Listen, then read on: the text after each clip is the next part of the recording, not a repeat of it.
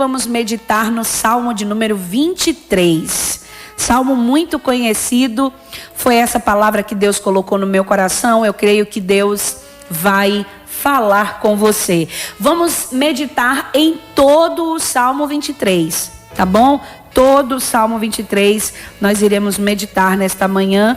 E eu quero convidar você a manter aí a sua Bíblia aberta para nós meditarmos junto neste salmo conhecido, mas que tem uma mensagem tão forte, tão profunda para os nossos corações.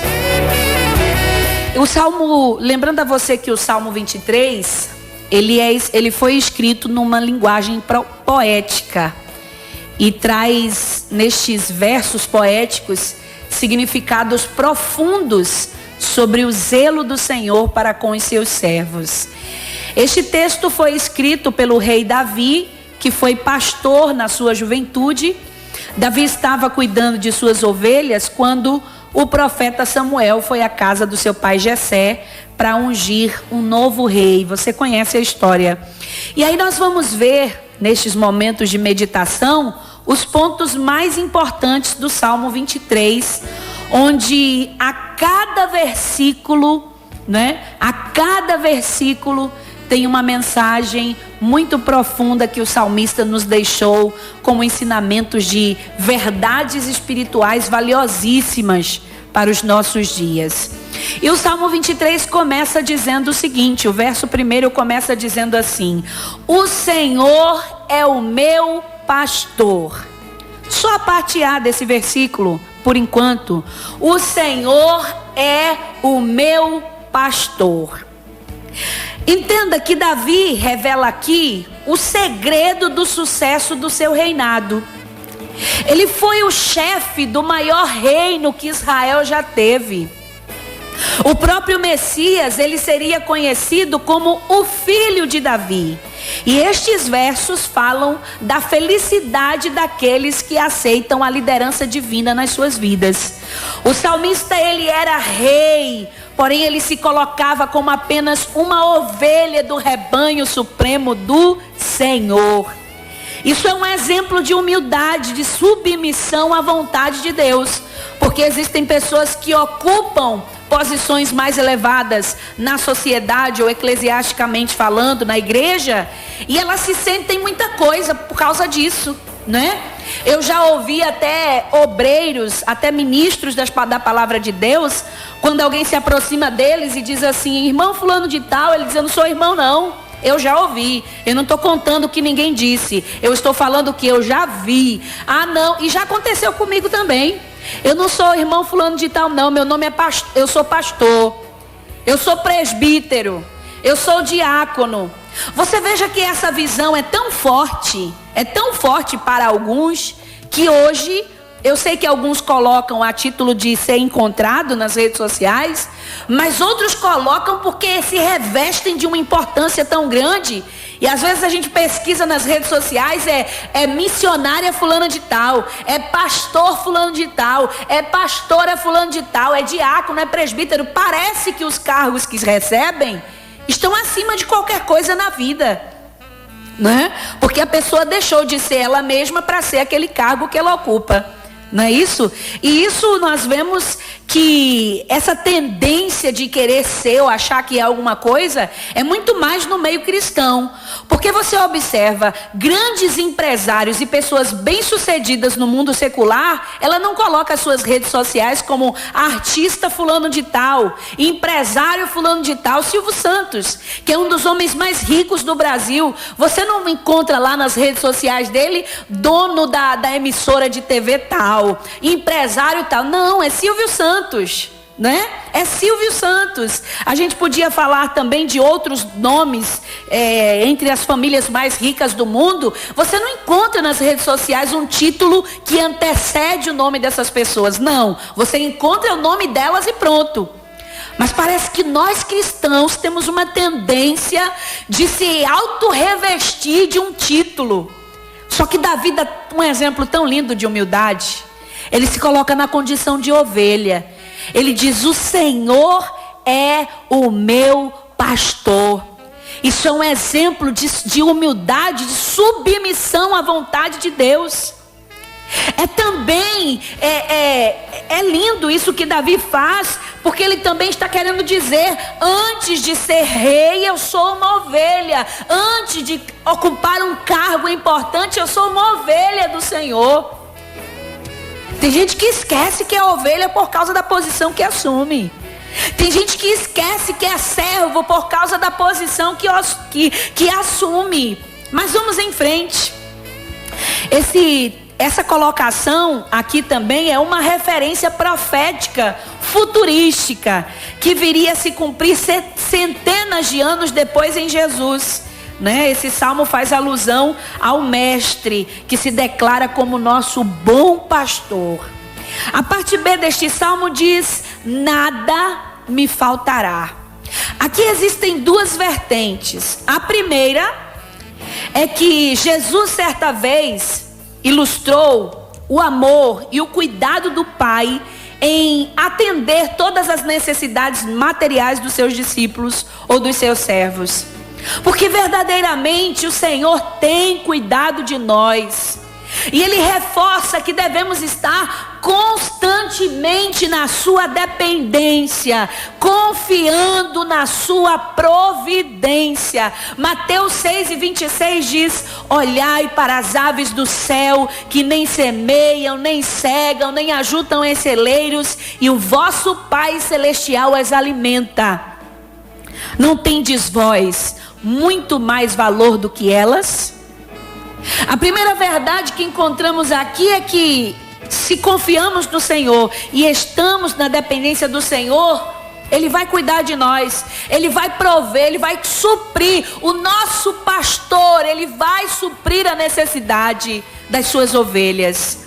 E a segunda vertente que muita gente às vezes acredita é que, se eu sou ovelha, se Ele é o meu pastor, nada vai me faltar. E não é uma verdade. Às vezes nós vamos sentir sim a ausência de algumas coisas essenciais. Às vezes nós vamos sentir a falta de algumas coisas que são necessárias. Senão, não teria hoje tantos pais de família desempregados. Senão, não teria hoje pessoas que não têm uma casa para morar, vivem de aluguel ou de favor de alguém. Senão, hoje não teriam pessoas precisando muito de uma cura. Mas algo que a gente pode ter certeza, quando o salmista diz: nada me faltará, é que não vai faltar o cuidado de Deus sobre a sua vida. Tenha certeza, pode até faltar o pão de manhã, mas ele chega ao meio-dia, ou ele chega à tarde, ou o alimento chega à noite. Mas Deus não vai deixar você perecer de fome. Você pode até estar enfermo por um tempo determinado. Se estiver nos propósitos de Deus, Ele vai te recolher. Mas se não estiver nos propósitos de Deus, depois desse processo de enfermidade, Ele vai trazer a cura sobre a sua vida, porque Ele é o nosso pastor. Nada nos faltará. Não vai faltar prova, não vai faltar aflição, não vai faltar luta, não vai faltar batalha, não vão faltar guerras, mas também não vai faltar cuidado, não vai faltar provisão, não vai faltar a alegria do Espírito Santo, não vai faltar o cuidado de Deus sobre você. Aleluia! O Salmo 23, a gente continuando aqui esse texto maravilhoso, mantenha a sua Bíblia aberta para meditarmos juntos na palavra de Deus. O Salmo 23, nós falamos do versículo de número 1, versículo 2: deitar-me faz em verdes pastos. É muito lindo esse salmo. Aleluia. Deitar-me faz em verdes pastos. A parte A do versículo 2. A Judeia e a Samaria, elas estão em uma região tropical, onde praticamente predominam duas estações. Primeiro, o inverno, é o que dura maior tempo, o inverno. A estação das chuvas, que vai de novembro até abril. E o verão, que é o período da seca, que vai de maio a outubro. E nos primeiros dias de outubro, a vegetação recente oferece um espetáculo maravilhoso. Um lindo verde, um tipo de mosaico colorido, sabe? Excelente para a pastagem dos rebanhos. Porém, à medida que o verão e o calor do sol se torna mais forte, mais intensos, o verde e as flores secam, tornando muito mais difícil de se encontrar um local com alimento suficiente para as ovelhas. Presta atenção nisso para você entender esse salmo. Isto obriga os pastores a seguirem em uma cansativa peregrinação, em busca de pastos verdes. Os pastores agora têm que começar andando, caminhando, sabe? Em busca de pasto verde. Mas Davi afirma que o Senhor o convida a descansar em pastos verdejantes. Aleluia! Jesus nos ensina que Ele possui em abundância o alimento que as suas ovelhas necessitam. Aquele que for a Jesus achará pastagem durante todo o ano. Oh, glória! Mesmo que o mundo esteja no período de seca espiritual, nós entraremos no repouso de Jesus. Nós encontraremos alimento em Jesus. O Mestre tem um alimento espiritual que sacia a nossa fome. As suas palavras, diz a Bíblia, são espírito e vida. Ele é o verdadeiro pão que desceu do céu. É por isso que o discípulo João, o evangelista João, no capítulo 10, verso 9, vai dizer: eu sou a porta, se alguém entrar por mim, salvar-se-á, entrará, sairá e achará pastagem. Quem fica com fome ao conhecer Jesus é quem não conhece, quem não se alimenta da palavra de Deus. Às vezes se alimenta de tantas coisas que não edificam, né? Eu estou falando espiritualmente, né? Se alimenta de tantas coisas nas redes sociais, na televisão, é o dia todinho ligada, esquece de se alimentar espiritualmente. Aí realmente vai morrer de fome. Mas não é que Jesus não tem um alimento espiritual para te dar. E falando materialmente, como eu acabei de falar, o Senhor não deixa as suas ovelhas sem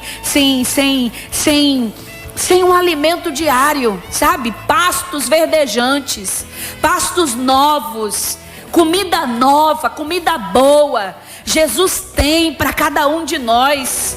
Aleluia! E vamos seguir, porque o tempo não espera. A parte B do versículo 2 diz: leva-me, guia-me mansamente a águas tranquilas. Veja que as ovelhas, elas são naturalmente animais muito inquietos. Qualquer perturbação, qualquer barulho assusta as ovelhas. Elas não conseguem deitar-se se não sentirem que estão totalmente seguras. As ovelhas também têm receio dos rios caudulosos e turbulentos. Elas têm medo. Mas só que em Jesus elas podem estar sossegadas. Aleluia. Por quê? Porque o pastor suprirá com águas tranquilas.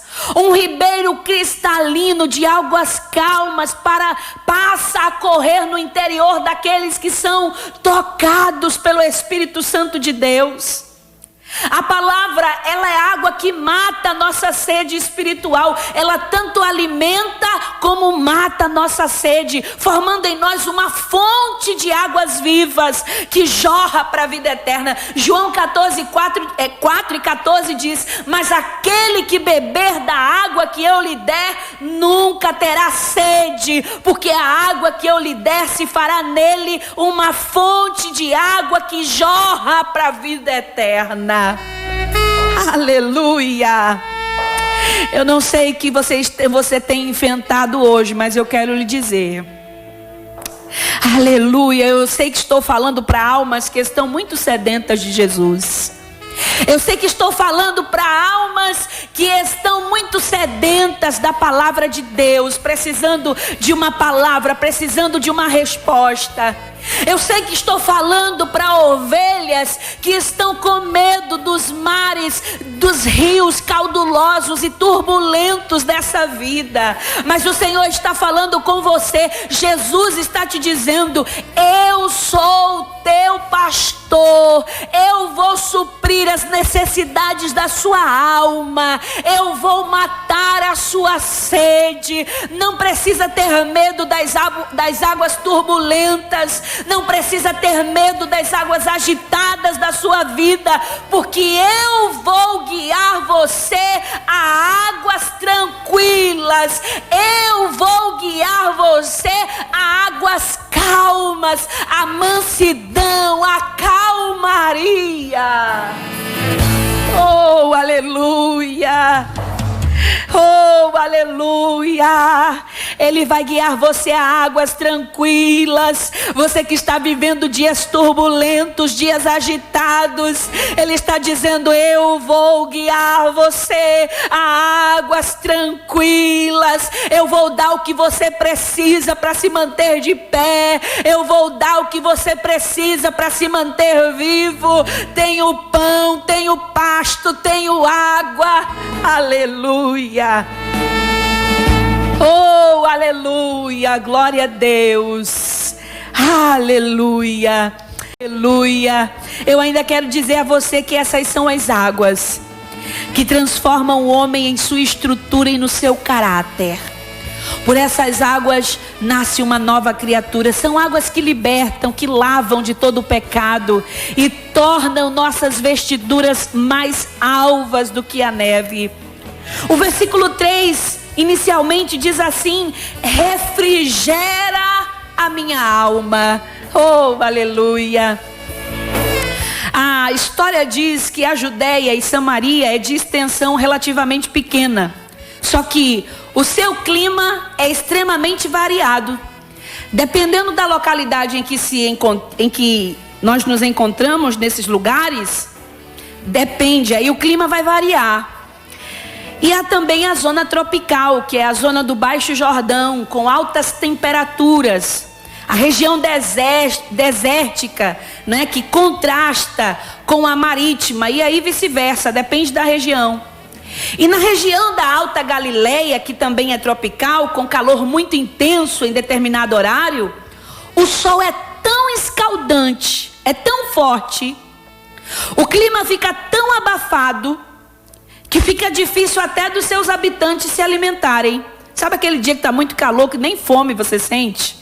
Aquele dia que está muito calor, que você não consegue nem se alimentar. Tenha certeza que nessas áreas da Judéia, de Samaria, é muito pior. Nas áreas desérticas é muito pior. Só que quando o vento do norte sopra mais forte nessas regiões, traz aquele refrigério, um sopro de frescor que vem lá do Monte Hermon. O Monte Hermon, ele fica no norte de Israel e há no seu cume uma grande quantidade de neve, que quando o vento bate nele, ajuda a trazer esse refrigério, amenizando a temperatura daquela região. Aleluia.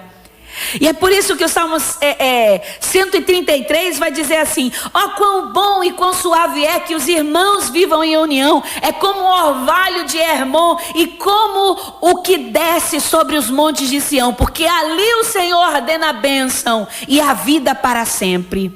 Observe aqui, muitas vezes as circunstâncias da nossa existência parecem atuar de forma semelhante, parecida. O sol é muito quente na nossa vida. O sol é muito escaldante. É onde o calor dos acontecimentos faz com que a gente se sinta abafados, sufocados, cansados de tantas coisas. E aí nós temos dificuldade até para buscar o alimento espiritual. A gente tem dificuldade até para buscar a palavra de Deus.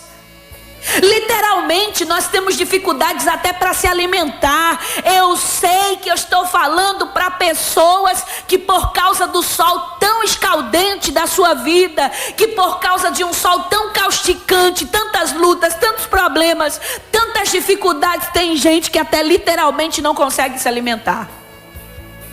Não está conseguindo ir para a igreja, não está conseguindo comer nada. Tem gente até que não está conseguindo dormir, porque o sol da sua vida está muito escaldante. Mas escute, nesses momentos o Espírito do Senhor vem como uma brisa suave que desce do alto e refrigera nossa alma e renova as nossas forças, nos capacita a continuarmos a caminhada pelos caminhos. Aleluia! O Espírito Santo traz esse refrigério que a sua alma precisa. É o Espírito Santo que traz esse frescor que você precisa quando os dias são difíceis. Oh, aleluia! A parte B desse versículo de número 3 diz assim: guia-me pelas veredas da justiça, por amor do seu nome. Oh, aleluia! Falando de ovelhas, guiar as ovelhas era uma das funções do pastor. E nos campos de Israel, os pastores buscavam passagens que facilitassem a condução do seu rebanho, sem que as suas ovelhas se desviassem pelos mais diversos caminhos. As veredas são passagens estreitas, a Bíblia chama de vereda, que são passagens estreitas entre a vegetação, sabe, no meio do verde, no meio das plantas, onde não tem espaço para desviar-se nem para a direita e nem para a esquerda. É um caminho reto, onde as ovelhas podem percorrer com segurança, seguindo sempre para frente, até chegar ao aprisco, sob a liderança e a proteção do pastor, é claro. E o Senhor, Ele também nos convida a trilhar pelo caminho da retidão e da justiça. O caminho que leva a Deus realmente é muito estreito, é como essas veredas. Não se pode olhar para os lados. É preciso prosseguir em direção ao alvo que é Jesus. É porque, como diz Mateus 7,14, porque estreita é a porta e apertado o caminho que leva a vida, e poucos a que entrem por ela. O Supremo Pastor nos revela que Ele mesmo é o caminho pelo qual nós devemos viver e caminhar. Jesus disse: eu sou o caminho, a verdade e a vida. Ninguém vai ao Pai senão por mim. É estreito, irmã Jaqueline, servir a Deus? É. Aleluia. Mas se você não quiser se perder como ovelha, você precisa caminhar, continuar nesse caminho estreito, sob a direção de Deus, sob a direção do teu pastor. Nem olhar para a direita e nem para a esquerda, é caminhando, é um caminho reto, é direção a Canaã, é em direção à terra prometida. Não olhe para a direita e para a esquerda. Se você tirar o olhar desse caminho que é Jesus, Ele disse: eu sou o caminho. Se você tirar o olhar desse caminho, você vai se perder, vai se desviar. Mas se continuar olhando para Jesus, você vai chegar no aprisco. Aleluia. Vai chegar no lugar de descanso. Glória a Deus. E vamos correr aqui para terminar. O verso 23, o Salmo 23, o verso 4 diz: ainda que eu ande pelo vale da sombra da morte.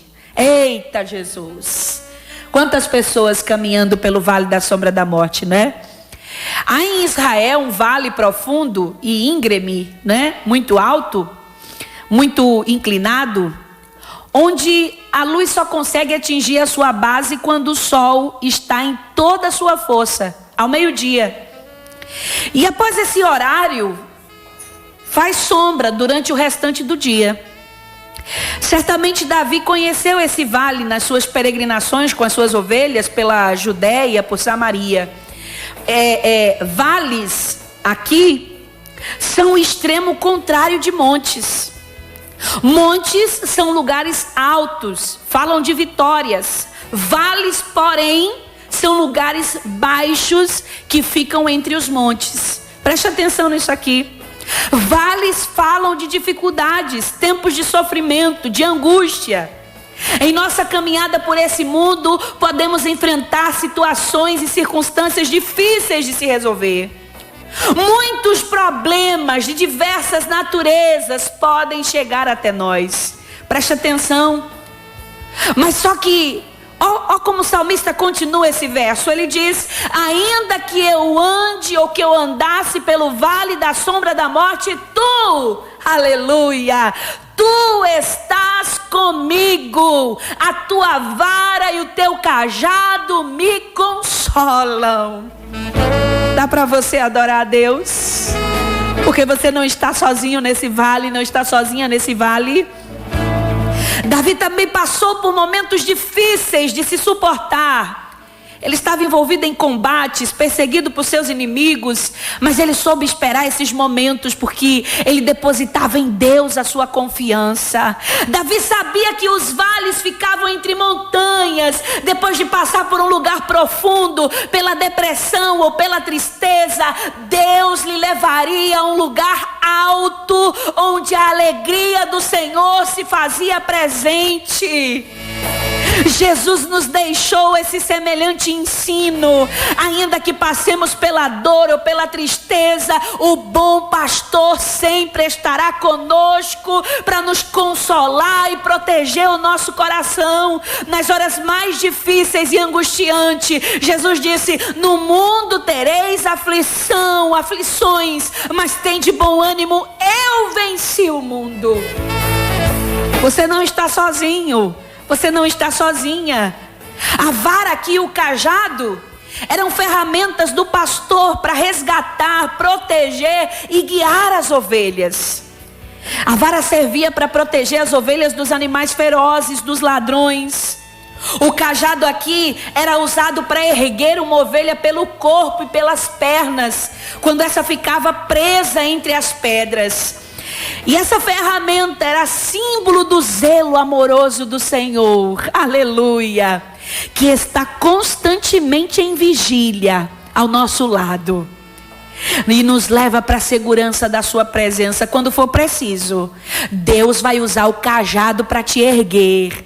Quando for preciso, Deus vai usar o cajado para segurar a sua perna, aleluia. Quando for preciso, Ele vai usar a vara para te conduzir, para te recolocar no caminho, para te colocar de volta no eixo, para te colocar de volta na trilha.